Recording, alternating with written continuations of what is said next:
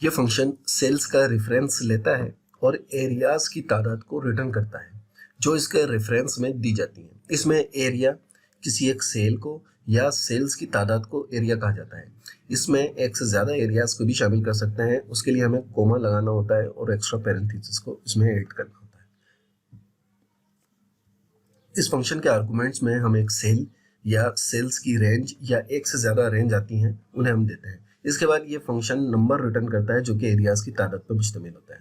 अब हम इसकी दो मिसालें देखते हैं जिससे हमें अंदाज़ा होगा कि इसे हम कहाँ और कैसे इस्तेमाल कर सकते हैं।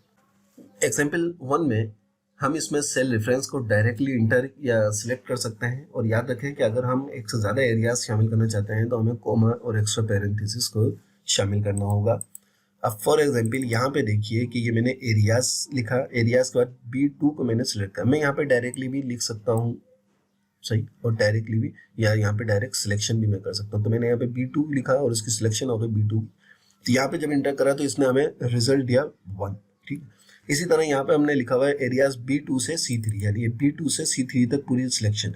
हमने इसमें सिलेक्ट तो करे हैं 4 सेल, लेकिन ये एरिया पूरा एक है तो इसने हमें एरिया रिटर्न करा 1। ठीक है, उसके बाद यहाँ देखते हैं, यहाँ पे देखें थोड़ी तब्दीली है, इसका रिजल्ट आ रहा है 2।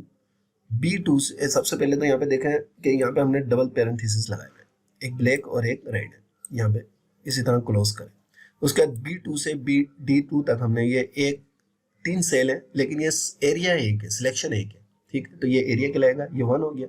उसके बाद D3 दूसरी सिलेक्शन है, इसमें एक सेल है, चाहे तो हम इसको बढ़ा भी दें तो, लेकिन तब भी ये सेल्स को काउंट नहीं करेगा, एरिया को काउंट करेगा, सिलेक्शन को। तो ये 2 सिलेक्शन हुई है, तो इसका मतलब ये है कि ये 2 एरियाज हैं। ठीक है, इसी तरह इस फार्मूले में 3 है, डबल पैरेंथेसिस हमने यहाँ लगाया क्योंकि एक से ज़्यादा सेल्स को हम देंगे। उसके बाद कोमे लगे हुए। B3 में हमने ये लिए, अब हम चाहें तो इसको बढ़ा दें।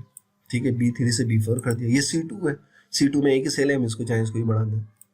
इसी तरह D2 है, D2 में ये वाली वैल्यू है, इसको भी अगर हम बढ़ा दें और इंटर करें तब भी ये हमें 3 का 3 ही रिजल्ट देगा। क्यों? क्योंकि ये सेल काउंट नहीं कर रहा। अक्सर इसमें जो है ना लोग समझते हैं कि सेल काउंट कर रहा है, ये सेल काउंट नहीं कर रहा बल्कि ये एरिया को काउंट कर रहा है। तो ये B3 से B4 तक का एक एरिया, चाहे इसमें जितने भी सेल आ जाए, एक एरिया है, ये दूसरा एरिया, ये तीसरा एरिया, तो इसने हमें इस एरिया को रिटर्न कर दिया कि 3 है।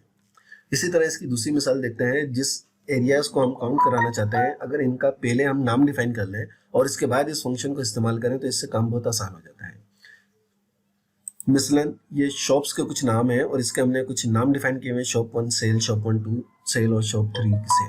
ठीक है, अब हम यहाँ पे इसको फंक्शन फार्मूले में जाके यहाँ पे डिफाइन नेम करते हैं और डिफाइन नेम में हम यहाँ पे इसको जो है वो शॉप्स के नाम से मैं कर देता हूँ, शॉप्स।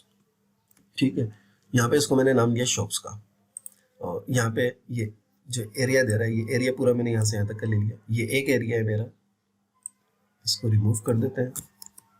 ठीक है, उसके बाद यहाँ कोमा लगाता हूँ, कोमा लगा के दूसरा एरिया मैंने लिया, फिर यहाँ पे मैं कोमा लगाऊंगा और तीसरा एरिया यहाँ पे लूंगा। इसको मैं ओके कर देता हूँ। ओके करने के बाद अब यहाँ पर मैं इस एरिया को यूज करता हूँ। यहाँ पे जो मैंने उस एरिया का नाम लिखा था शॉप्स, उसको यूज करता हूँ, यहाँ लिखा तो इसने फौरन मुझे दे दिया 3, यानी शॉप्स के नाम से मेरे पास 3 एरियाज हैं। ठीक है, शॉप्स जब मैंने क्लिक करा इस पर तो शॉप बता रहा है कि एक एरिया और एक एरिया, 3 एरिया है। तो आई होप कि ये आपको समझ में अच्छी तरह आ गया हो।